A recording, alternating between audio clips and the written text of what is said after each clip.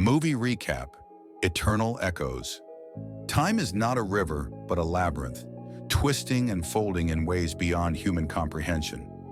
This is the first lesson whispered in Eternal Echoes, a story that begins in 1893 on the fog-shrouded streets of Victorian London. Evelyn Glass, a watchmaker's apprentice, spends her days repairing timepieces and her nights unraveling the mysteries left behind by her enigmatic father, a scientist who vanished under unexplained circumstances. Her only inheritance, a peculiar, tarnished pocket watch that doesn't tell time, but pulses with an unnatural warmth. One fateful night, Evelyn accidentally activates the watch, and the world around her dissolves into a cascade of light and shadow. She finds herself thrust into a strange, alien landscape, a frozen battlefield beneath a sky split in two, one half burning with an eternal sunrise, the other consumed by an endless night. Here she encounters a figure cloaked in silver and obsidian, Caladrius, an immortal who claims to be the Warden of the Labyrinth of Time. Caladrius explains that the watch is not a mere trinket, but a fragment of the chronovault, an ancient artifact that anchors time itself. The chronovault was shattered long ago during a war between immortal factions, the keepers who sought to maintain the natural flow of time, and the heretics who desired to rewrite it for their own ends. Each shard of the chronovault holds immense power, capable of reshaping history, and Evelyn's watch is one such fragment. As Evelyn tries to make sense of this revelation, she discovers she is being hunted. The heretics, led by the sinister and ageless Sorath, have sensed the activation of her watch and will stop at nothing to claim it. Sorath, once a keeper himself, now commands a legion of shadowy constructs known as the Echoed, beings forged from the fragments of broken timelines. Evelyn's journey takes her through fractured time periods, each more bizarre and unsettling than the last.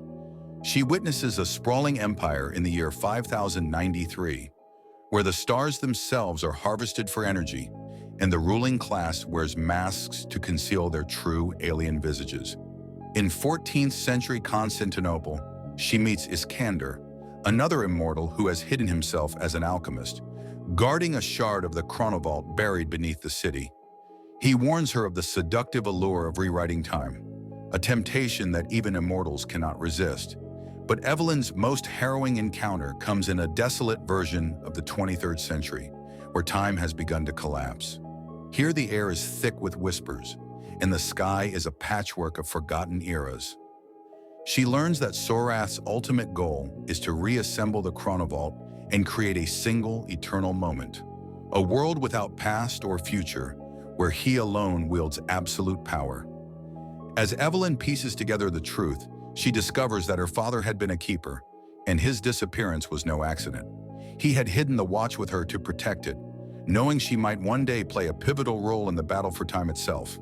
With the help of Caladrius, Iskander, and a handful of mortal allies plucked from different eras, Evelyn devises a desperate plan to confront Sorath in the Timeless Citadel, a fortress that exists outside the bounds of history. The final confrontation is a cacophony of light and shadow, as Evelyn uses the watch to fracture the citadel itself, forcing it to splinter across countless timelines. Sorath, defiant to the end, is consumed by the very chaos he sought to control.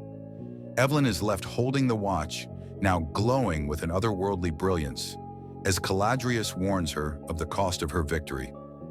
The movie ends on a haunting note. Evelyn, now forever changed, finds herself back in Victorian London. Her shop remains untouched, but the city feels subtly wrong. Streets twist in unfamiliar directions, and strangers recognize her with unsettling familiarity.